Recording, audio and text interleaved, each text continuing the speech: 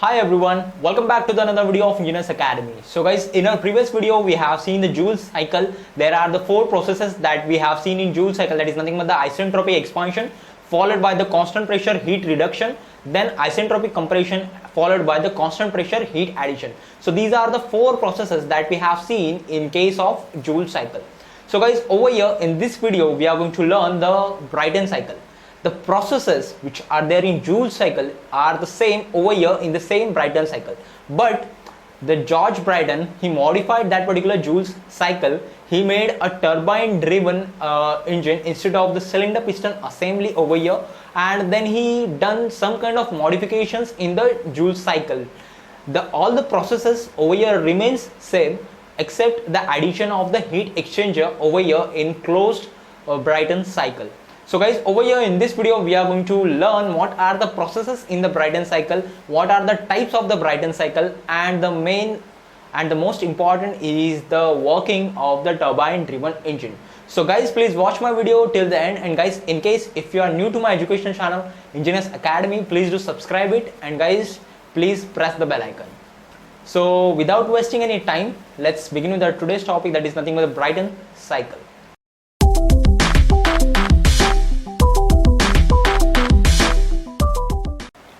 So George Brayton, he invented this particular Brayton cycle. He done some kind of modification in the Joule cycle.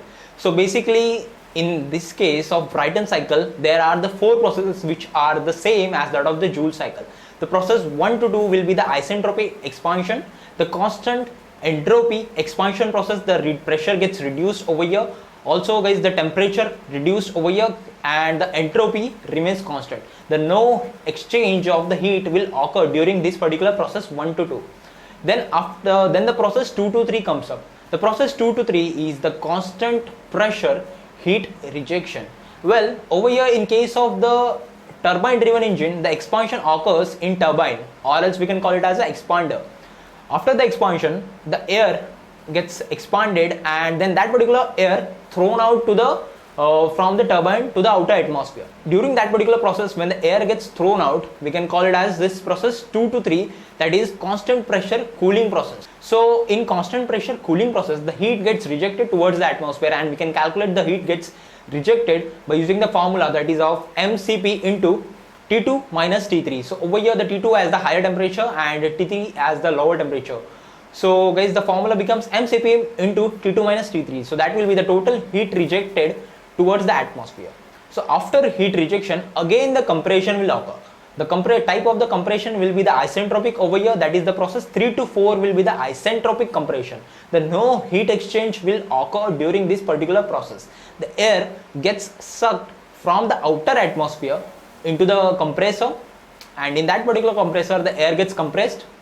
The temperature will increase over here, and the entropy, the total heat or as the total randomness in the air molecules remains constant. The entropy will remains constant over here. That is nothing but the isentropic compression process. So no heat will get added into this particular system. After the compressed air, then this particular compressed air gets passed towards the a combustion chamber, and in that particular combustion chamber the fuel gets added over here. So guys, that is nothing but the process 4 to 1. So 4 to 1 is the process, as you can see over here in the PV diagram, that will be the constant pressure heat addition.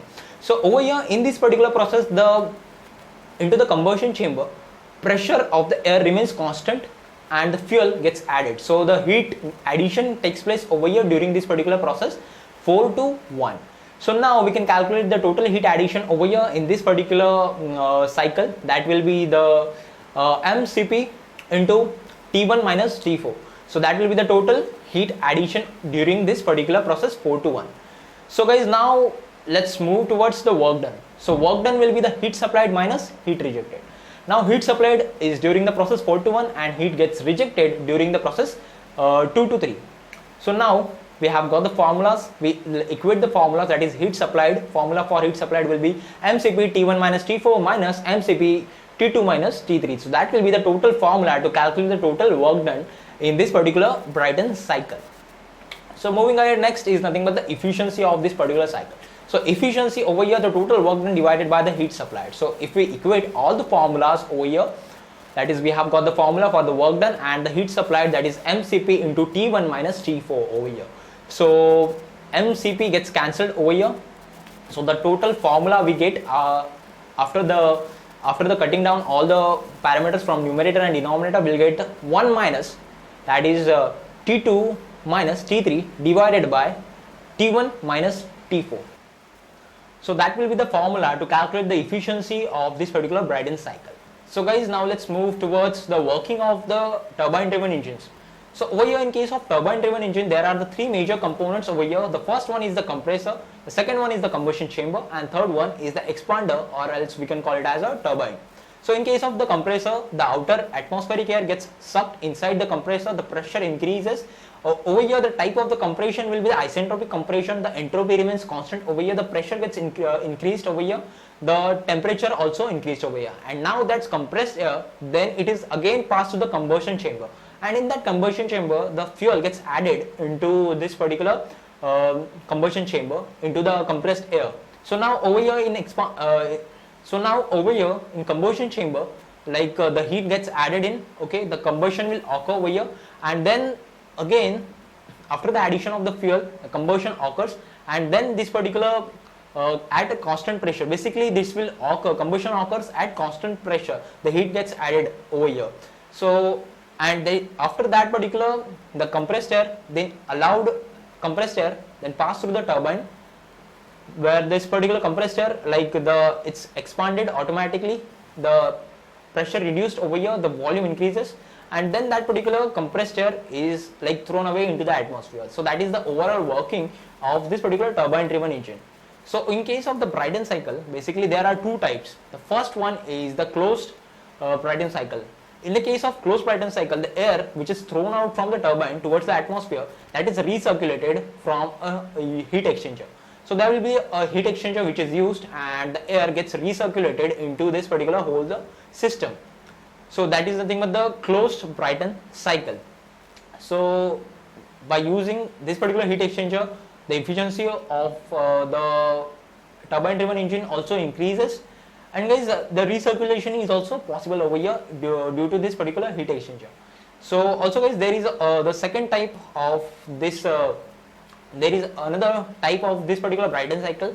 So that is nothing but the Bell-Coleman cycle, or else we can call it as the VCRS. So that is nothing but the reversed Brayton cycle. So that is used in the refrigeration system.